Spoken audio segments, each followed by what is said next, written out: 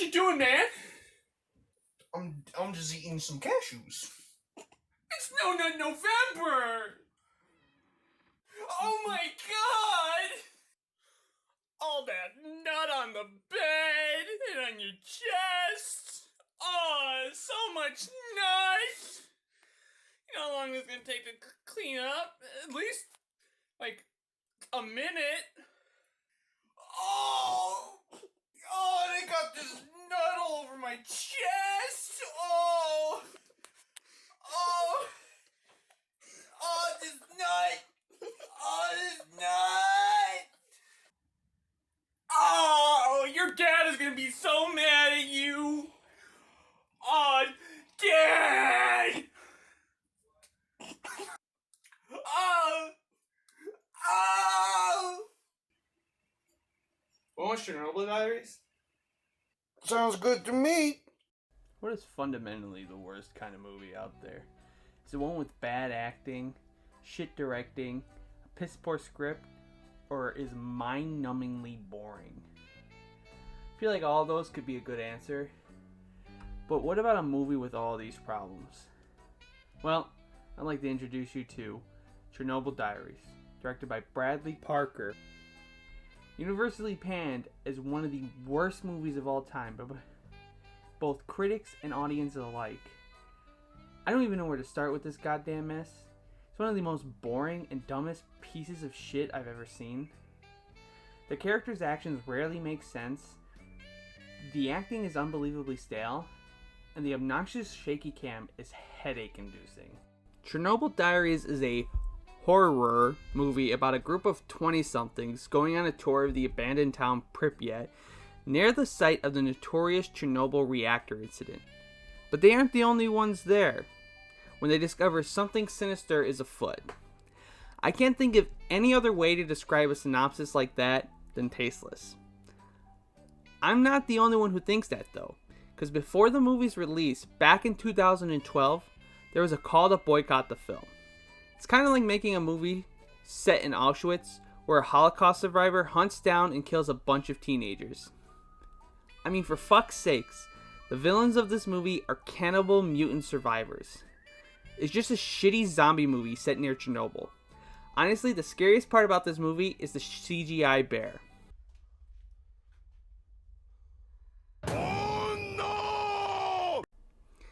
Our film begins with an annoying montage of our main character's trip through Europe.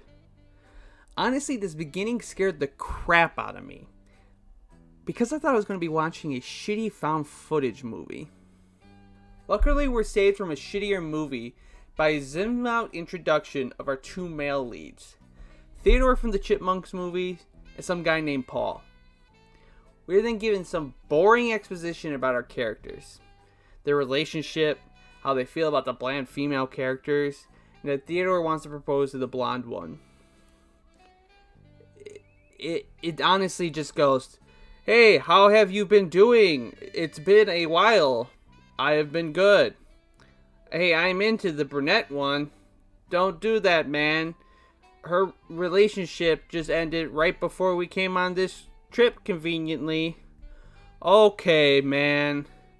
How's it going with the blonde girl? It's okay.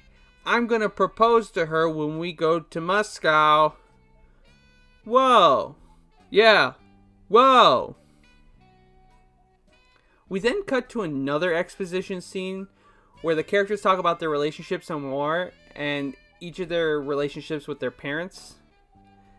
"Hey man, I'm happy to have you as my brother. I'm happy to have you as my brother too. How are mom and dad? They are good. Have you talked to dad recently? Nah, man." Our group of cardboard cutouts are then stopped by a Russian rape gang who get a little too aggressive with the blonde and brunette, till our hero Paul yells at them in Russian, and then they just kind of just leave the scene.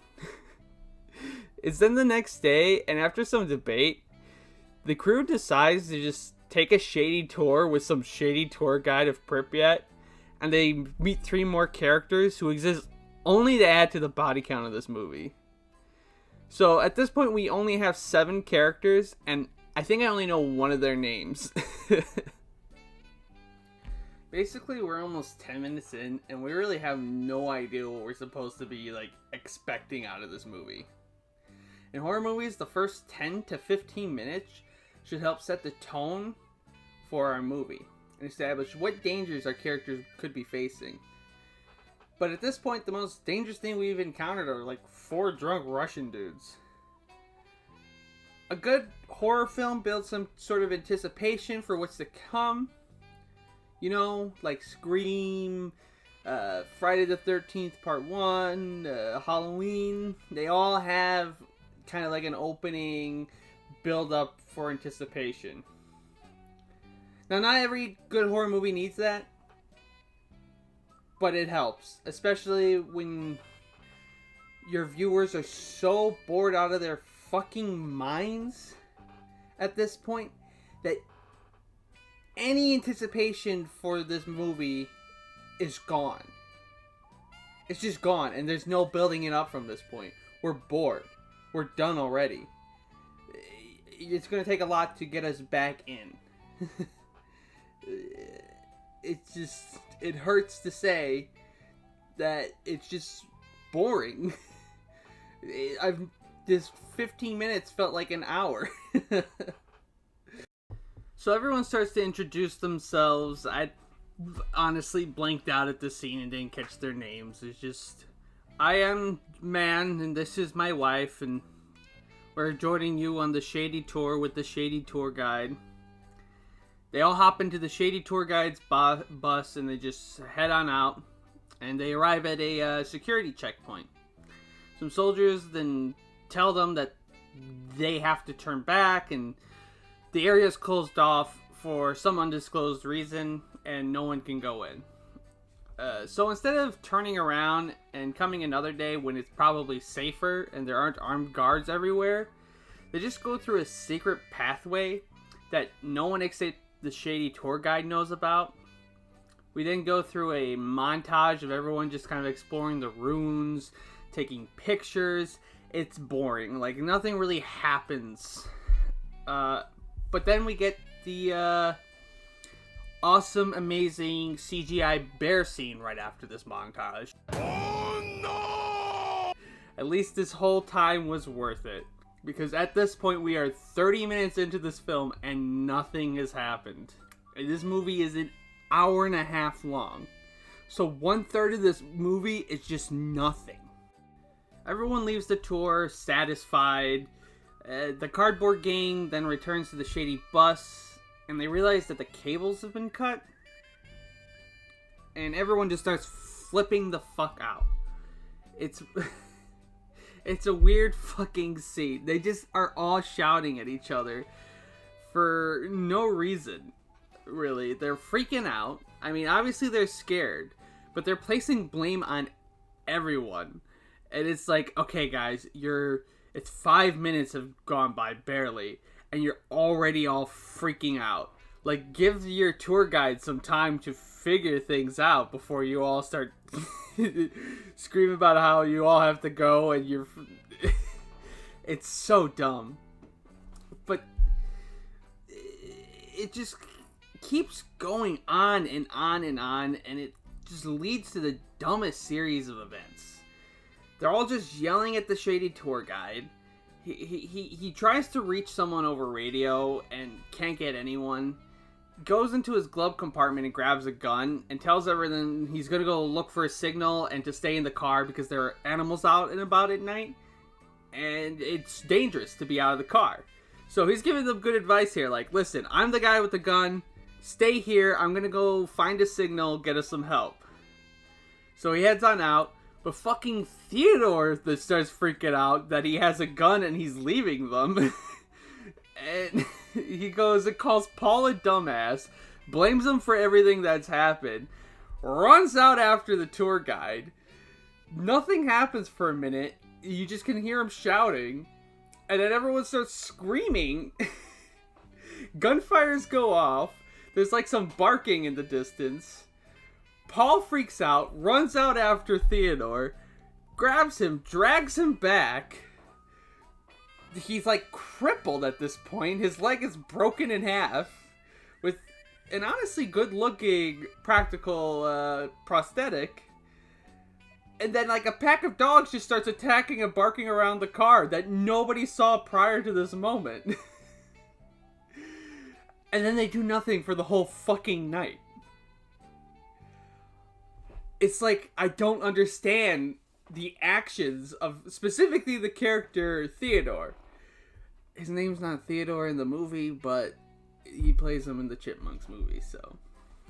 But, it just makes no sense. It's like, at this point, the script's like, we need someone to be a handicap for the group. And obviously, Jesse McCartney did not want to be in this movie for too long, because he's probably the most expensive one in the film. So they're like, okay, we'll just do the expensive guy gets injured. And it's so dumb. It confuses me even watching it over and over again for this review. It's just is like, why does he do this? I just don't get it. Once morning hits, the group debates whether they should go looking for the shady tour guide or go get help. Instead of making the smart decision and going to get professional, trained help with a professional search party when they have someone who is horribly, grievously injured, who needs immediate fucking medical attention, they just send 3 college kids to go look around for the shady tour guide in an area they have no idea what the layout is like. They just kind of wander around until they pop up in front of a abandoned old hotel, and they go searching around, and they find his half-devoured body and his still fully loaded gun. They run around the building some more for some reason until they just wander into this kitchen. They hear a noise, and then enters the terrifying, horrifying monster that will be hunting our group down. Gollum from Lord of the Rings. It looks so bad, and we never get a full view of it. We just kind of see I'm going to be calling it the mutant cannibal's back. For the few scenes we see it in, it just is like, oh, here's its back. Oh, here's it is in the corner of our eye. We're never going to really get a good look at this thing to kind of give us an idea of how many hours this guy had to sit down to be put into this shitty costume. So they guys run away, return to the car, and they all freak out. The brunette's like, let me go check my camera. Oh my god, there's a picture of the cannibal mutant we just saw. It's been stalking us since the beginning. Well, I'm not going to tell anyone about this until later in the movie when we need to begin our third act. And then they just start being like, okay, we need to get the fuck out of here. We need to go. Obviously, Theodore can't go. Okay, so I'm in the middle of editing this video, and I just remembered, because, you know, I'm basically rewatching the movie while editing, is that they give the blonde girl the gun to defend Theodore and herself, just in case one of those cannibal mutants come by. It just seems like a way to unarm our cast. Guns are really useless in this fucking movie. So that's about it. We'll get right back to whatever dumb shit I was saying. So they're like, come on, let's all go, and we'll leave him here until we can get help. Theodore's girlfriend stays behind, because someone should stay behind with him. And at least it's someone he likes. And 4 college students just go wandering off into the direction they remember the security checkpoint being. You know, they just press forward until they reach a junkyard. They grab a replacement part from one of the worn down cars, find another gun, notice the bus is filled with bullet holes. Like, that's kind of a surprising sight in Russia, I guess. And they just are like, okay, let's return to Paul. Then we get this dumb chase scene with some dogs going after them. That's supposed to add tension, but there's really no danger because no one No one is harmed or even in any threatening situations with these dogs chasing after them. It's just, okay, here's a boring action sequence where the cameraman is just going to shake the camera slightly to make things look more intense. Editing big man here again, and just wanted to point out how kind of pointless this sequence of events has just been, with them leaving the tour bus and heading over to the junkyard, finding the replacement part, and then just going right back. It just kind of seems like we needed to fill in time, so here's them exploring a location, and here's an action sequence to make this a feature-length movie. It's pointless. It's just a pointless scene because nothing changes in the film. They're back to square one the moment the scene is over. Nothing has changed for our characters, for the better or for the worse. It just exists to exist. So time is kind of inconsistent with this movie because it was just like pretty early morning at this point in time in the story, and then it's just, oh, it's nighttime now. And our group meets up after their long chase sequence from the doggos, and they're like, we have a replacement part. Let's go and check on Theodore, and let us replace the part in the car and get the fuck out of here. And, you know, that's, again, not a bad idea entirely. I think it'd be smarter for them to return to the checkpoint and get help, because at this point, they don't know what's out there. They're not sure about this mutant cannibal that's been stalking them, and there are packs of wild dogs. And they're just going to go back the way they just came from because they have the replacement part. And again, I can understand the logic behind that. That's a decision that, in a high-stress situation, I can see someone making. So credit where credit's due. That's a fine moment. It's a fine decision, to be more exact. So they return, and they find that the van's been flipped over. And they freak out because they can't find Theodore or his dumbass girlfriend. They look around and they find a camera, turn it on, and they realize that for some reason his girlfriend has been recording their last moments leading up to the cars flipping over. And it's like, girlfriend, if I don't make it out of here, I want you to know I'm proposing to you. I was going to do it in Moscow. Oh, baby, do it in Moscow. Do it in Moscow, please. Oh no, the car is flipping. Ah! So, Paul has a meltdown, freaks out that his brother's missing. And he starts shouting that they need to go looking for him. Now, it makes sense to me that Paul and the brunette would want to go looking for him. But this other couple literally met these people yesterday. And at this point, it's, are we willing to risk our lives to go looking for a stranger we don't know when we know the way out of here? Now, it might be safer in a group, but I feel like at this situation, I'd be like, fuck this. We're getting out of here.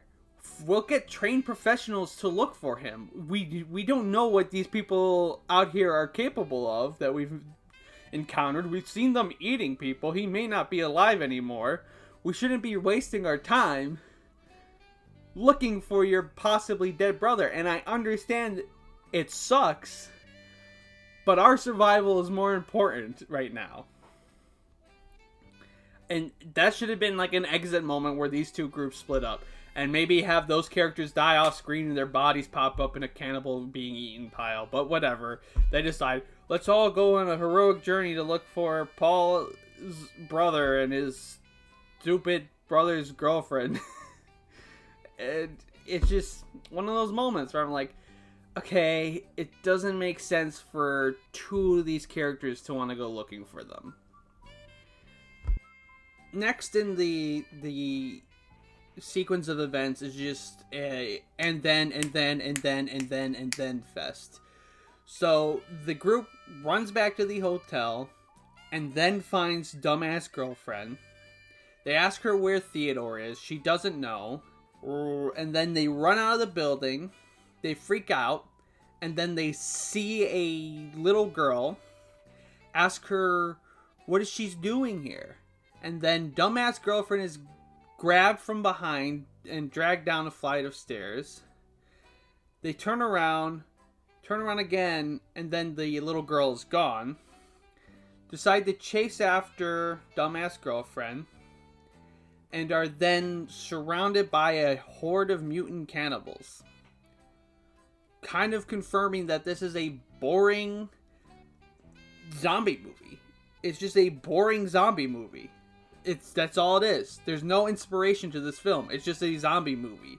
This film came out around the end of the zombie craze, so they were trying to get in like that last, like, oh, let's make a zombie movie set in Chernobyl, but they won't be zombies.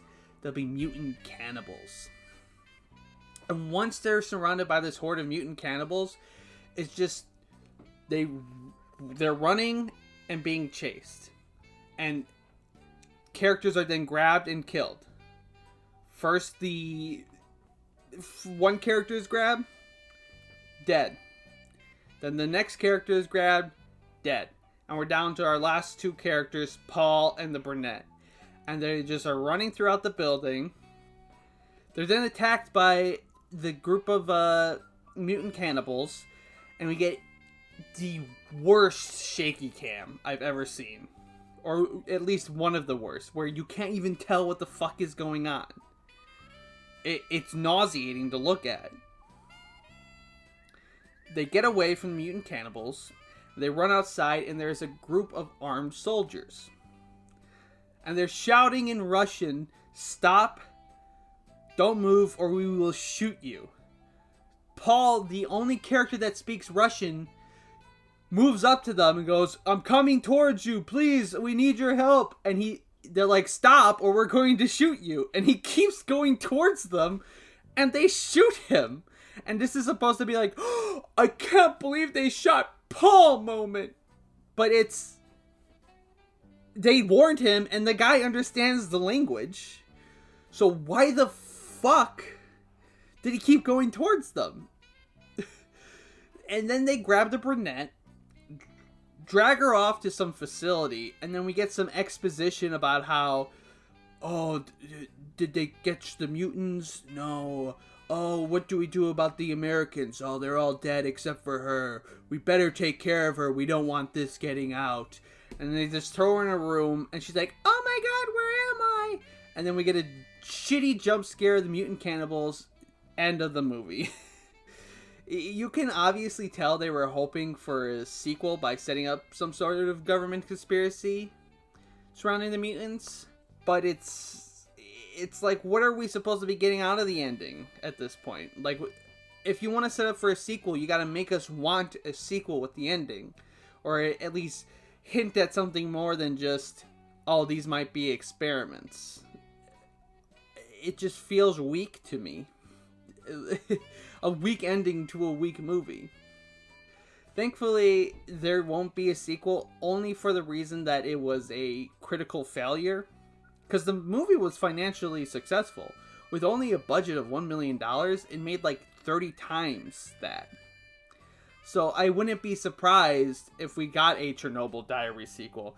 And we might in the future. Who knows? They're like, what properties do we have? Oh, these Chernobyl Diaries ones. Let's just make another one of these because we need a fucking sequel that people will see.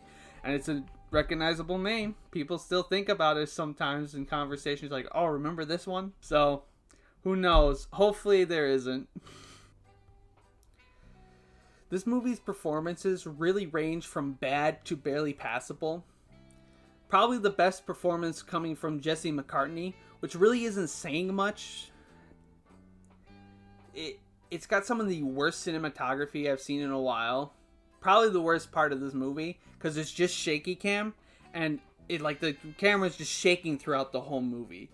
And I feel like the goal of that was to make the film feel more realistic and gritty, but it just comes off as obnoxious and nauseating.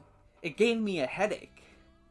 Like, from the moment the film starts, the camera is constantly shaking. It is fucking obnoxious. I hate it. I hate shaky cam. It works in so few contexts, and it is overused by bad directors. It is over fucking used, and this movie uses it so fucking much, and the final action sequence of the fucking movie, they just fucking use shitty shaky cam.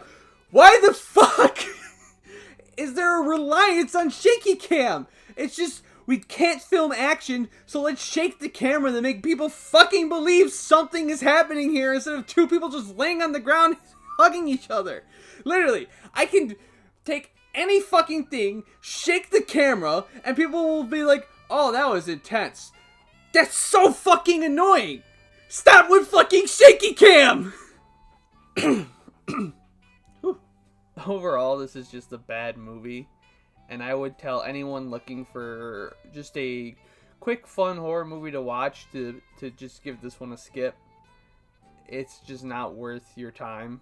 But, maybe you've seen the movie and you have a different opinion than mine. Please, leave a comment below. Maybe you have the same opinion in mine and you want to, reaffirm me and make me feel good about myself. Please, leave another comment below. If you want to hear more of my opinions in the future, please like and hit subscribe. And keep your eyes out for some more of my reviews. Thanks for watching, guys. This was Big Man Reviews.